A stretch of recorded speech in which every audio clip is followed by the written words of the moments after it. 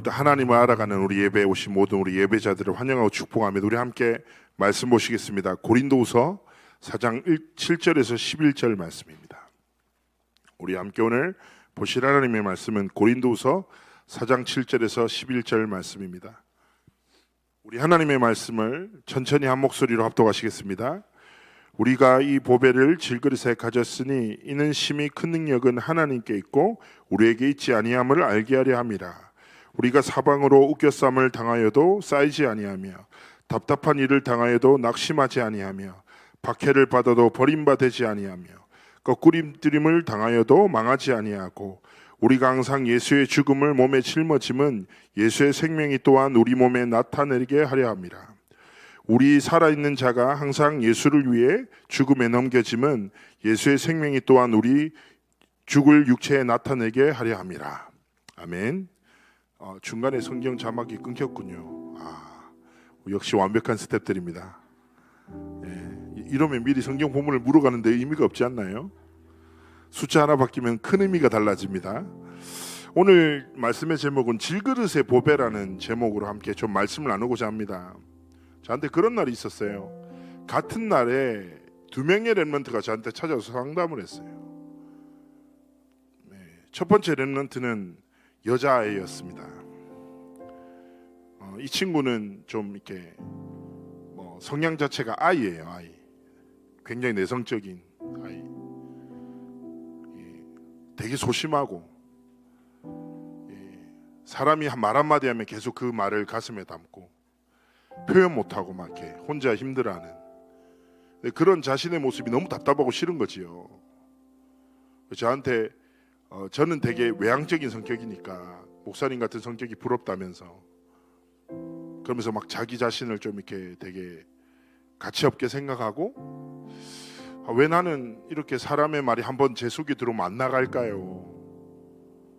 벗어날 수가 없다고 막 이렇게 힘들어하고 막 그래요. 그리고 그날 한 2시간이 지나서 남자 렘넌트가 왔습니다. 얘는 한마디로 얘기하면 경솔한 아이예요. 경솔함이 삶의 거의 방식인 거죠. 조급하고 막 이렇게 똑같은 일을 계속 반복하고 안 그러고 싶은데 자기는 이미 그러고 있고 막 이런 거잖아요. 너무 쉽게 이 친구도 사람의 말에 막 이제 혹해서 기얇은 애들 있잖아요. 이 사람이 이거 좋다 하면 이거 막 따라가고 이렇게 하고. 저는 기얇은 친구 중에 이런 애도 봤습니다. 저한테 진짜 이렇게 물어봤습니다. 목사님, 제가 투자를 하려고 하는데 어떤지 한번 들어보실래요? 하고 얘기해보라고. 무슨 일인데 했더니 애완용 바퀴벌레를 엄청 이게 이문이 남는다는. 그렇겠지, 팔리면 이문이 남겠지. 그런 친구도 있더라고. 근데 그 친구는 이미 그 어떤 그 있더라고요. 애완용으로 키우는 벌레들이 있대요. 근데 그게 한 번도 본 적은 없어서 다행히 그 친구는 그 결정하기 전에 물어봐서 제가 흑암 꺾고 이제 예수님 어디 계시냐 막 물어보니 예수님 자기 속에 계시다고. 또 예수님 기뻐하시지 않는 선택이다. 바퀴벌레는 바퀴벌레로 살아가도록 내버려 두고 너는 너의 길을 가라 뭐 이렇게 얘기를 했거든요. 근데 사실은 딱 질그릇이라는 표현이 맞는 것 같아요. 질그릇이란 뜻이 무슨 뜻이냐면 볼품이 없고 약한 그릇이란 뜻이거든요. 우리가 좀 사실은 그런 존재 아닙니까? 질그릇을 좀 더 쉬운 표현으로 얘기하자면 다이소에서 파는 그릇이에요. 와닿죠? 되게 많아. 흔해. 특별하지 않아. 우리도 세상 속에서 살아가다 보면 그렇게 느껴질 수 있거든요. 왜 나만 이렇지? 왜 나는 바뀌지 않지? 제가 한 번씩 말씀드리잖아요. 제가 사역했던 렘넌트가 되게 재밌는 애 있었다니까. 하나님은 전능하신데 자기는 전능한 것 같다고 막 이렇게. 라임이 괜찮더라고. 에? 말씀은 완전한데 완전 나는 별로라. 나는 불완전하고 막 이 속에서 막 이제 허덕거린단 말이에요. 그래서 저한테 그 두 렘넌트 다 어떻게 하면 내가 바뀔까요를 물어보더라고요. 목사님, 어떻게 하면 제가 변할 수 있습니까? 어떻게 하면 이 소심함을 벗어날 수 있습니까? 어떻게 하면 이 경솔함을 벗어날 수 있습니까? 라고 저한테 물어봐서 제가 단언하면서 얘기했어요. 기억해라, 평생 안 바뀔 거다. 그러니까 그때 표정이 어두워지더라고요. 전 평생 이렇게 살아야 됩니까? 하나님이 그렇게 지으셨거든. 하나님이 지으셨어. 네가 실수로 네 성향과 네 성격과 이런 게 만들어진 게 아니라 하나님이 만드셨어. 한 가지 물어보자. 하나님이 실수하는 분이죠? 아니라는 거예요. 근데 하나님이 실수를 절대 안 하시는데 이상하게 네 인생만 그렇게 실수를 하신 거야? 네 성격을 만드신 거야. 그게 중요한 거는 뭐냐면요, 자신을 보는 시선의 근거예요. 왜 우리가 낙심합니까? 간단해요. 세상의 기준과 사람의 시선 앞에 있어요. 세상에서 정의한 기준으로 자기를 정의하고 사람들의 시선에 의해서 자기를 판단해요. 거기 완전 사로잡혀 있어요. 그런데 세상의 배경은 무엇입니까? 뿌리는 무엇입니까? 잘 알잖아요. 사단의 거짓말에 기초한 세상이에요. 사단은 거짓말쟁이고요, 마귀는 무엇입니까? 거짓말에 빠뜨려서 이간자 관계를 깨뜨린단 말이에요. 그래서 계속 말씀 속에서 오늘 우리가 드렸던 찬양도 뭐예요? 하나님이 지으신 나, 하나님이 주신 나, 이거 나의 현장이 아니라 세상 속에서 사람들이 말하는 거, 사람들이 기준하는 거, 나를 정의하는 거, 사람들의 시선이 너무너무 중요한 거예요. 거기서 자기를 판단하지요. 여러분 속으시면 안 돼요. 여러분 잘 생각해 보세요. 상처 없는 사람 있습니까? 상처 없으세요? 저도 있어요. 위기 안 만납니까? 결핍 없어요? 다 있어요. 모든 사람은 결핍을 경험해요. 위기를 경험해요. 상처를 받아요. 낙심할 만한 많은 일들을 만난다니까요. 근데 중요한 건 뭔지 아십니까? 하나님은 그 속에서 하나님의 의미를 찾고 하나님 앞에서 성장하며 성숙해져 나가기를 원하시는데, 사단은요, 상처 자체에 빠지게 만들어요. 위기 자체에 갇히게 만들어요. 결핍 속에서 헤매도록 만든다니까요. 끝없는 거짓말을 통해서 관계를 계속 깨뜨린다니까. 근데 우리는 끝없이 질그릇에 갇혀 살아가는 거예요. 볼품없고 막 그냥 나는 여전하고.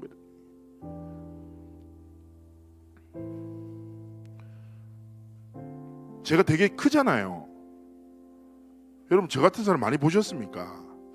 제가 항상 제가 이런 얘기를 많이 했어요. 형길, 너는 미국에 가면 너는 작아진다. 너는 미국에 가면은 너는 표준 사이즈다. 그런 말을 많이 했거든요. 근데 제가 미국을 가봤더니 그 말했던 모든 사람들이 특징이 뭐냐, 미국으로 안 가본 사람들이에요. 미국에 가도 사람들이 절 쳐다봐요. 왜냐하면 아시안치고 너무 크거든. 난 특별해 이렇게 생각하는데, 그거 제가 얘기 안 합니까? 저도 그런 상처된 얘기 들은 적이 있다니까요. 세계 렘넌트 대회 마치고 난 다음에 어떤 나이 지긋한 장로님이 한 분 오시더니 제 손을 딱 잡고 눈물 글썽이시면서 이렇게 얘기했어요. 목사님, 내가 오늘 진짜 은혜 받았어요. 이렇게 울면서 찬양하고 기도한 적이 언제적인지 몰라요. 고맙다면서 인사하시면서 저한테 이런 얘기를 하시는 거예요. 거기까지만 얘기했으면 너무 좋았잖아. 한마디 더 했어요. 김 목사님은 시대적인 찬양 사역자입니다. 하나님이 그렇게 만드셨어요. 딱 이렇게 이어서 이렇게 얘기했어요. 김 목사님은 시선을 끌지만 시선이 머물지는 않는 목사님이라고. 이해 못하죠 여러분? 이거 얼마나 모욕적인 말입니까? 시선을 끌어, 저거 뭐야? 이렇게 딱 쳐다본 다음에 머물지는 않아. 바로 하나님 바라봐지는 이런. 엄청 모욕적이었는데 감사하더라고요. 자, 그런데 중요한 건 뭡니까? 제가 계속 말씀드리잖아요. 오늘 성경에서 뭐라고 합니까? 말씀 앞에 서셔야 돼요. 말씀 앞에. 진짜 은혜됩니다.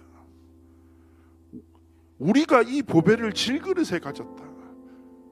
우리는 불완전하고 연약하고 내 마음대로 할 수 없는 연약한 자인데 하나님이 질그릇 같은 우리의 삶에 보배 대신 예수 그리스도의 복음을 허락하셨어. 그러면서 이어집니다. 7절에 뭐라고 합니까? 이는 심히 큰 능력이 하나님에게 있고 우리에게 있지 아니함을 알게 하려 하십니다. 무슨 말입니까? 보배 대신 그리스도의 능력으로 살아가라는 거예요. 불완전한 나에게 허락하신 완전하신 그리스도, 나는 무능하나 전능하신 하나님이 함께 하시기에 내 능력에 갇혀 살지 말고, 내 능력에 낙심하지 말고 주를 바라보고 주의 능력을 힘입어 하나님이 원하시는 삶과 길을 걸어가기 원하는 거예요. 그래서 바울의 기도를 통해 하나님이 주신 답변이 무엇입니까? 하나님, 이 문제를 해결해 주십시오. 제발 이 질병을 해결해 주십시오. 끝없이 기도할 때 하나님이 고린도후서 12장에 어떤 답변을 주십니까? 네 은혜가 네게 족하다. 네가 약한 그곳에서 내가 완전해지기 때문이다. 렘넌트 여러분, 여러분의 약함을 마주합니까? 감사하십시오. 하나님, 그렇습니다. 저는 연약합니다. 그래서 오늘도 하나님의 능력을 바라봅니다.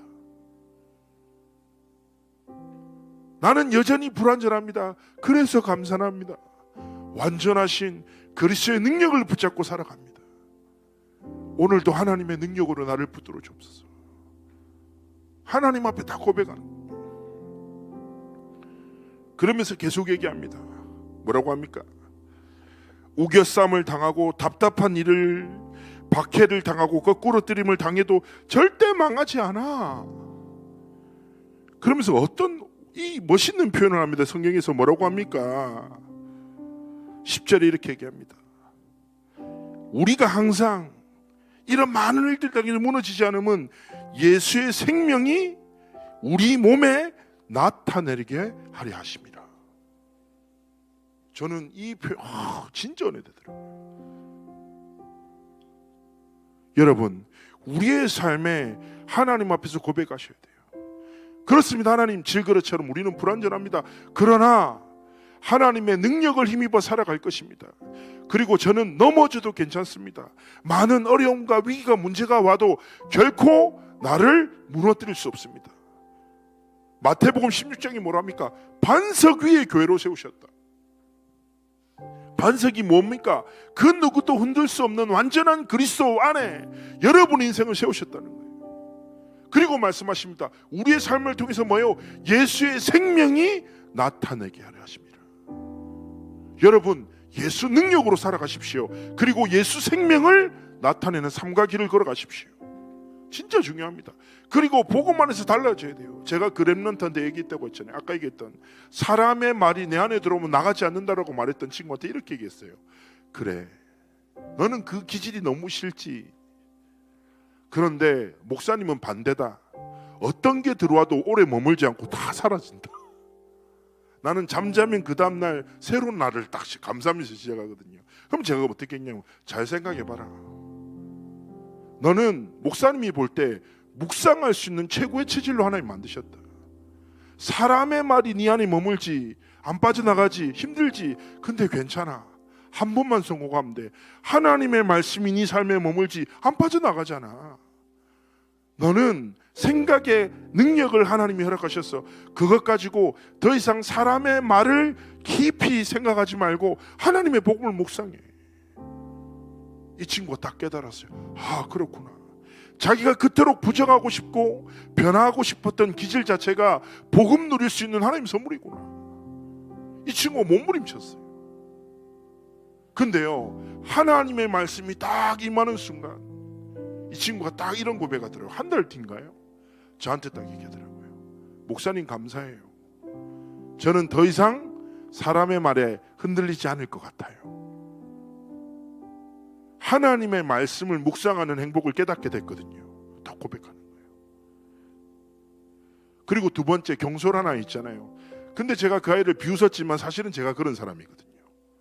경솔해요. 조급해요. 쉽게 선택해요. 판단하고. 근데 제가 그 친구한테 이렇게 얘기했어요. 우리는 단순한 스타일이야. 단순해. 그치? 눈앞에 것 보고 살지. 보이면 먹고. 그치? 일생님은 그 일 해결하고 산단 말이야.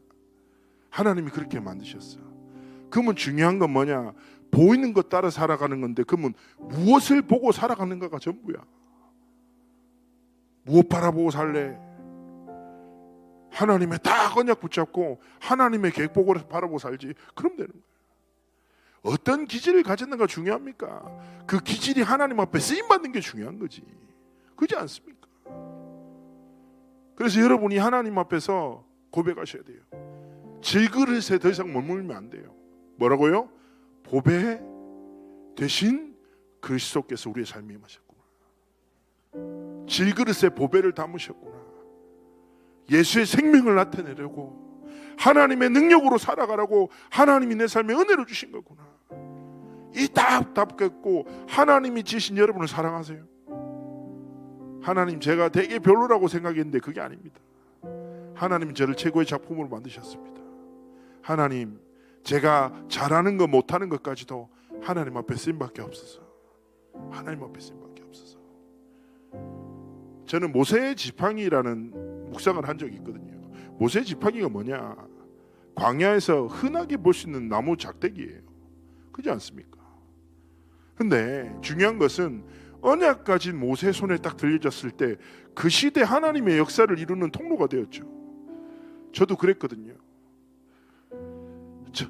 전에 한번 친한 후배 목사 둘이랑 갑자기 저보고 코인 노래방 가자 해가지고, 둘 다 싱글이었는데 한 명은 중국에 있고 한 명은 옛날에 월찬 같이 사역하던 사역자인데 누군지 알겠네요. 근데 둘 다 막 뭐 프로포즈하는 노래, 뭐 내가 너의 우산이 되어주겠다 이런 노래를 막 이렇게 코인 노래방에 셋이 갇혀서 부르더라고요. 너무 고통스럽고 막 없애버리고 싶고 막 이런 생각이 있었는데, 제가 그래 너무 답답해서 그 코인 노래 되게 작더만요. 셋이 있으니까 거의 뭐 움직일 수가 없던데. 그래가지고 나와가지고 시원한 포카리 스웨트 한 잔 마시면서 딱 서 있는데, 이야, 노원구에 노래 잘하는 애들 엄청 많더만. 아이유도 있고 뭐 저기 뭐 다른 가수도 있고 노래를 엄청 잘. 근데 진짜 하나님 앞에 감사한 게 뭐예요? 하나님, 저의 작은 기능을, 저의 인생을 하나님의 도구로 사용하심에 진짜 감사합니다. 그러면서 고백했어요. 하나님, 내 평생을, 나의 모든 것을 하나님의 영광을 위해 사용해 주옵소서. 질그릇을 가진 보배. 더 이상 질그릇이란 단어가 여러분의 삶의 우선의 가치가 아니라 뭐예요? 보배 되신 그리스도를 진짜 누리고, 오늘 말씀대로 뭐예요? 하나님의 능력으로 살아가고 예수의 생명을 나타내는 여러분의 삶의 여정이 되시기를 주의 이름으로 축복합니다. 그리고 여러분의 평생이 하나님 앞에 가장 귀하게 쓰임받는 참된 복을 누리시기를 축복합니다. 우리 잠시 함께 기도합시다. 하나님, 감사합니다. 나를 부르심에, 나를 지으시고 나를 이끄시는 하나님의 은혜와 사랑에 감사를 드립니다.